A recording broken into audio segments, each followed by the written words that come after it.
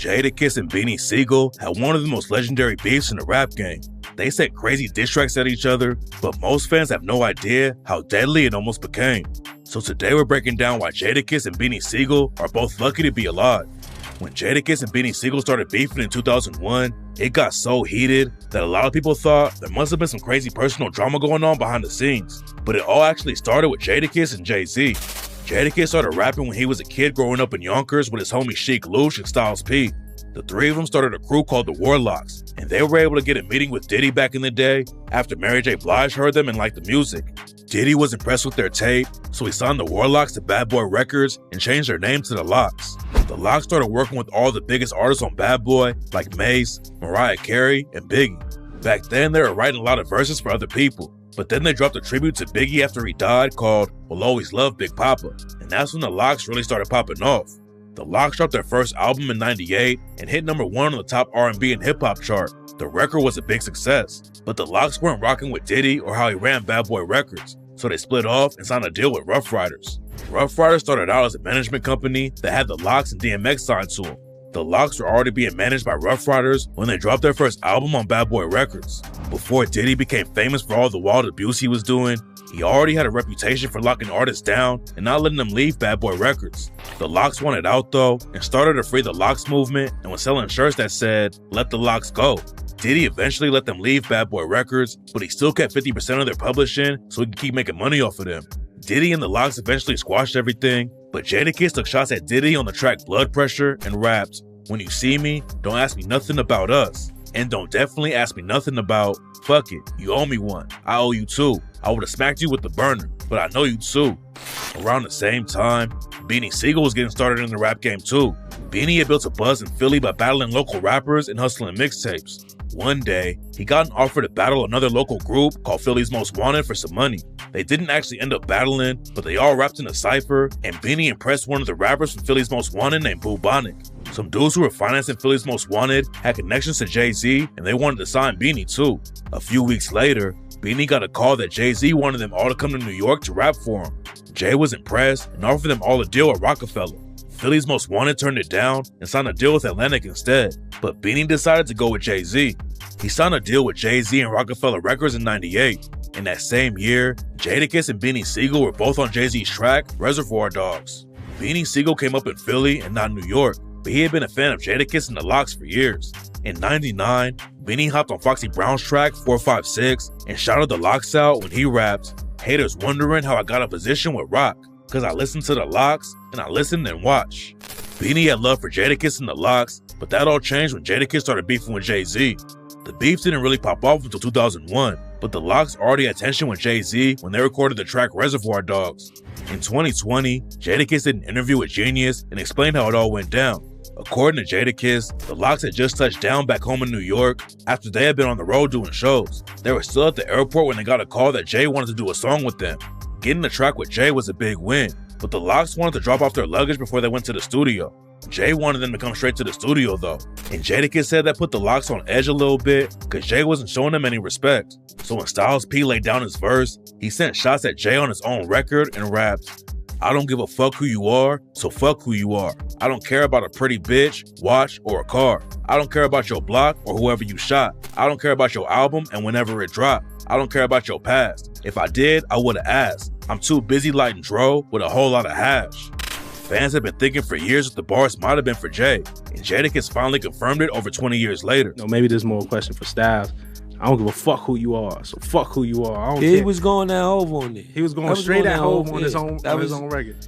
I mean, that's what all of them kind of but it goes back to what we were saying. No, the Hov was like, oh, who sound like he talking about me on it? Styles P also confirmed it was a shot at Jay. You actually took shots at Jay on that song, yo. I always took shots in verses. That's that's where that's what it's about. I think mine was just blatantly obvious. But all rappers, especially during that time, it was all of a lot of shots going back and forth. It was just that his diss was so blatant, and he did it on the record of the dude he was dissing. Styles even said that Jay-Z was laughing about it when he came out of the booth, and it wasn't a big deal at first. But deep down, Jay was probably more upset about it than he made it seem. The beef didn't start after Reservoir Dogs dropped though, and according to Beanie Sigel, it popped off when Jay linked up with R. Kelly for a remix. He's on a record with R. Kelly. Jay took a shot at them. R. Kelly had featured Jadakiss on his track Fiesta, but then R. Kelly took him off with a remix and put Jay-Z on it instead. And on Jay's verse, he took a shot at Jadakiss and rapped, "After the Belvy, then it's probably Chris. And after the original, it's probably this." Jadakiss also took a shot at Jay and Beanie on the track Blood Pressure when he rapped, "Everybody walk the walk till they run into Kiss. Then they get stabbed or hung or stung with the fifth. How you think your man hard when son on my dick? Cause I could get his ass body, plus front him a brick." At the same time, Beanie Sigel was popping off after he dropped his first album, The Truth. He had shown love to Jadakiss and the Lox, but then in 2001, Jadakiss made the beef with Beanie official when he dropped the track and rapped, "Shoot to kill, stomp niggas out, boot to grill. I give you a reason why I'm the truth for real. Niggas can't fuck with Kiss. I meanie that. Had to stop eating red meat cause I ate too many Beanie Macs. And I'm not one of them niggas. And since you so righteous, don't make me send your ass to a lot quicker. Niggas gas you to force your hand. Realistically, you just a worker and your boss is my man." DMX was on the track with Jadakiss, and a lot of people thought he took a shot at Jay with the line, "I only gave you the crown so I could shoot it off your fucking head. Y'all niggas fucking dead. You heard what I said. I talk shit cause I walk shit, start shit." Jadakiss had just dropped his first album, Kiss the Game Goodbye, and had a lot of momentum in the game, but Jay didn't respond to him. Beanie Sigel was ready for the smoke though, and clapped back at Jadakiss with the freestyle and rapped, "Yo, fuck the speculation, talk over. Nigga dig this, I'm about to sun Kiss like a soda, and make Jay do the moi, put his lips on his 9, and really kiss the game goodbye. You about to really make me hurt you, Kiss. Spitting candy bars, this nigga sweeter than a Hershey's Kiss." Then Beanie took shots at the whole Lox crew and rapped, "Talking about you rocked yourself out. When I see you, gon' really wish you knocked yourself out. Wanna with Sieg, need the whole Lox to help out. It's just me, I don't need the Rock to help out. I can tell by style say he the ghost of this shit. I can tell in your style, he write most of your shit." Beanie also called out DMX on the track.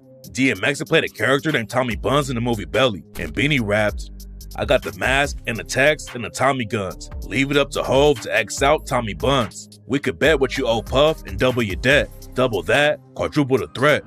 Nobody expected Beanie to go after Jadakiss like that. Beanie was still a new dude in the rap game, and Jadakiss and the Lox had a ton of respect. But after it all went down, Beanie told DJ Vlad, "I looked at it as an opportunity for me to, lay my bones down in the game, like win, lose, or draw. Like this, we talking about Jadakiss, the Lox, you know what I mean? He, a vet in the game, and like I said that not too long ago. I don't think at that time nobody would even attempt to cross LOX at that time." After Beanie dropped his diss, Jadakiss clapped back with a wild freestyle and rapped, "Yo, when I met you, you was on my dick. Jigga gave you his old Bentleys, no you want some shit. And I don't know where they found you, son, but since your pops ain't around, I'ma punish you and ground you, son." Then Jadakiss said Beanie stole his flow and said, "And niggas can't stand you, Sigel. Your flow is mine anyway, so don't bite the hand that feeds you." Jadakiss also threatened to send shooters at Beanie and his homie Freeway and rapped, "I got niggas in Philly that been where you live. Fuck Scarface, my bullets hit women and kids. Worst mistake was trying for me. And you can bring your baby gorilla with you. He dying for free." Jadakiss was throwing savage shots all over the track, like, "And I hate beans, but fuck it, kids gon' eat. It's me and you. Fuck the labels, let's go street. And your rap fans need me. I don't know why this nigga keep talking greasy when Max Jam easy. Fuck was you thinking, nigga? Fat stinking nigga. What bitch wanna lay with you? Fuck nigga, I could get you murked in a day or two." Then Jadakiss aired Beanie out for being a fan and said he even had pictures where Beanie's mom was hugging him at Jay-Z's Hard Knock Life tour. He said, "You forget, reason that you signed to The Rock, cause you listened and you watched, and listened to the Lox. All it take is a gun and a bomb. You got me on tape, Hard Knock Life tour, hugging your mom." Then Jadakiss took the disrespect to another level while he was in Beanie Sigel's hometown.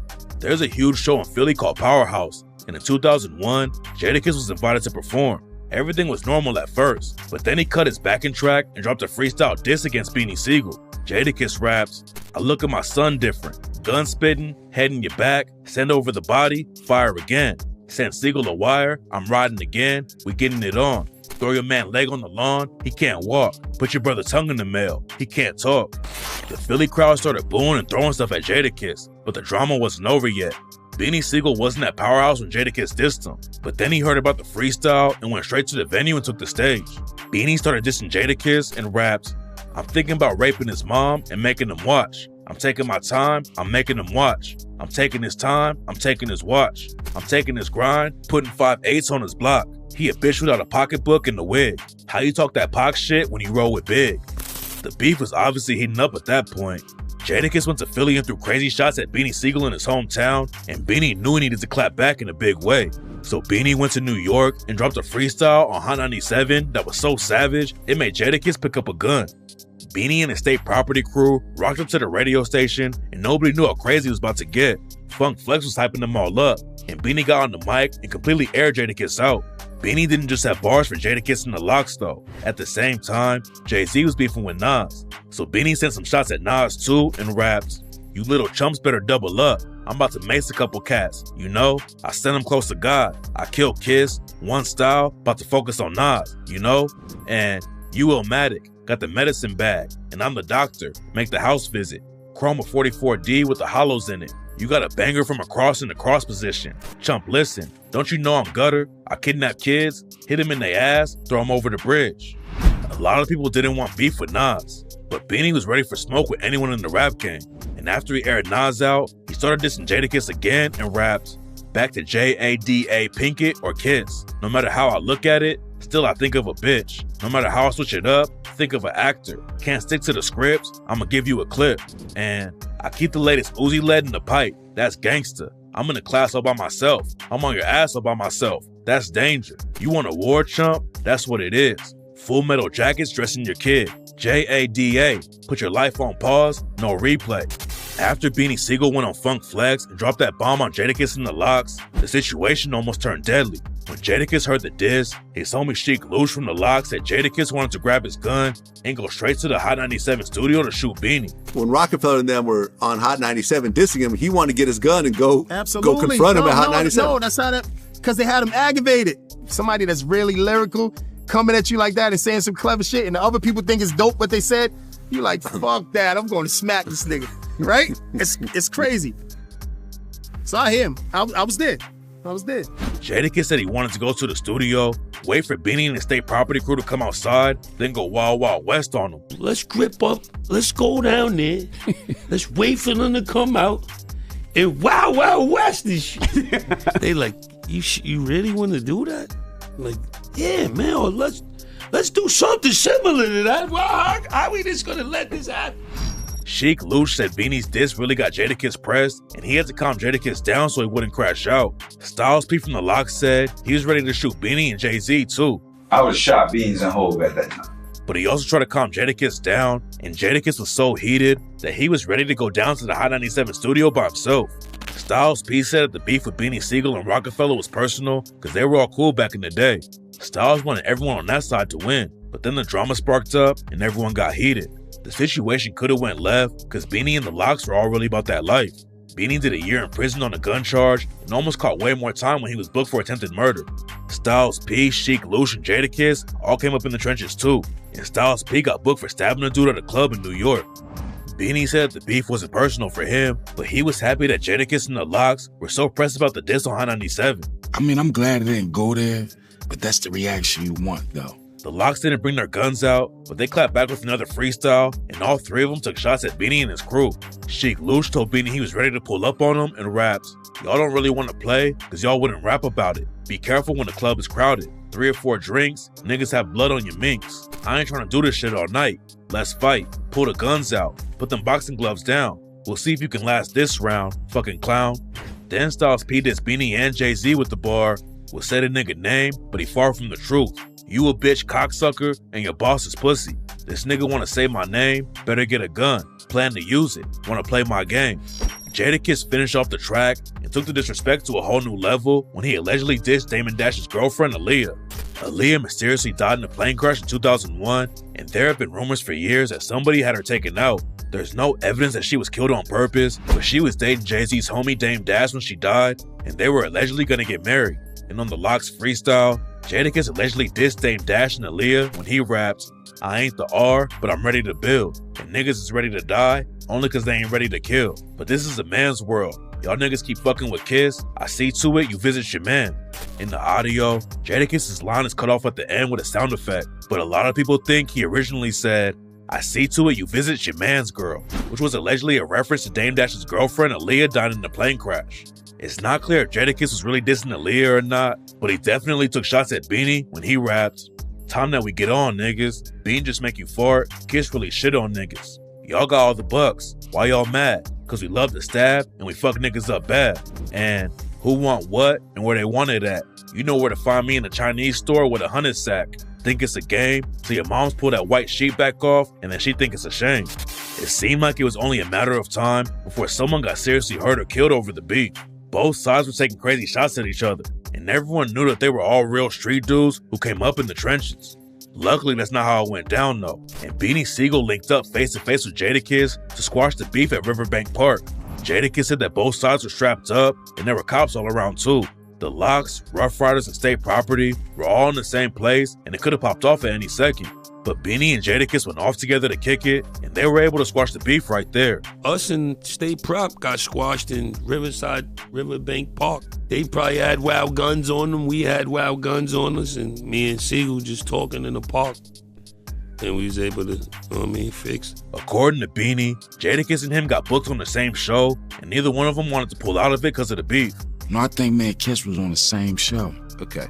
And it was like, nah, that shit ain't going down. So you guys had a conversation? Yeah, because you gotta look, we had the heat of this shit. And this shit like, yo, we on the same bill. You know, normally somebody would be like, they ain't gonna do the show. He was like, we doing the show. Whatever happened. Jadakiss and Beanie both knew that the situation could go left, so they set up the meeting to talk about it. Jadakiss and the Locks were rocking with the Rough Riders crew, and back then there were hundreds of dudes who were affiliated with the Rough Riders. Beanie brought like 20 or 30 people with him to the park that day in case something popped off, but he said that the Rough Riders still had him outnumbered like crazy. Beanie said the whole thing was wild because he was such a huge fan of the Locks. He told DJ Vlad that he probably liked the Locks more than he liked Jay-Z, but he just happened to sign with Rockefeller, and that's how he ended up beefing with a bunch of dudes that he was really a fan of. That's the first time really get to see him face to face, and I was a super fan. I might have been more of a fan of the Locks than I was of Jay at the time. Yeah, I just got signed to Rockefeller Records, but Jay wasn't in the pull-out, the D-face. Beanie started beefing with Jadakiss and the Locks because of Jay-Z, but then a few years later, the tables turned, and Beanie was beefing with Jay and stayed cool with Jadakiss.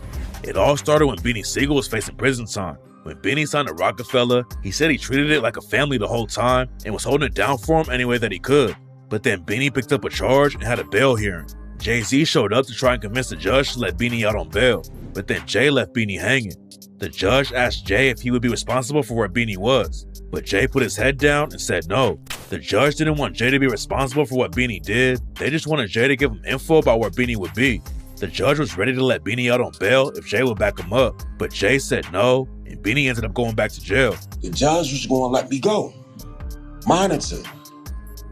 And she said, you know, would you be willing, and that's the part that people don't, would you be willing to be responsible for his whereabouts, not be responsible for my actions, just his whereabouts? Would you be willing to do that? Provide us with all the information, you know, saying that he's going to be here, there. And after all that good shit, and he said no. Beanie said he had never been crushed like that in his life because he thought Jay was like a brother to him. Beanie was facing an attempted murder charge after he allegedly shot a nightclub door 6 times in Philly. He also had a federal gun case hanging over his head, but Jay-Z still let his homie go to jail without helping him out. Beanie ended up beating the attempted murder charge, but he spent a year and 1 day in prison for the federal gun case. Around the same time, Jay-Z and Dame Dash had a major falling out, and Rockefeller Records fell apart. There was a lot of drama about who was going to stick with Dame Dash and who was going to sign to Jay-Z, but when Beanie came back home, he decided to stay with Jay-Z, even though Jay had let him down. There was still some tension behind the scenes though, and in 2009, Beanie aired Jay out on the track Average Cat and rapped, "I'm a grown-ass man, I don't sit on niggas' laps, and I ain't looking for no gifts out of Santa Claus sack. Santa ain't real, let alone is he black. Catch him coming down my chimney, and the Mac will go frat. And from the city where it's long dark nights here, where hard knock life's real." Beanie even brought Beyonce into the beef and rapped, How it feel to get exposed? Don't you feel naked? I was a fly on the wall. The shit I witnessed, I can say shit that make B look at you different. And my gangster was never on trial, but I was. I stood up tall, no snitching. But the rapper Sean called the police on me.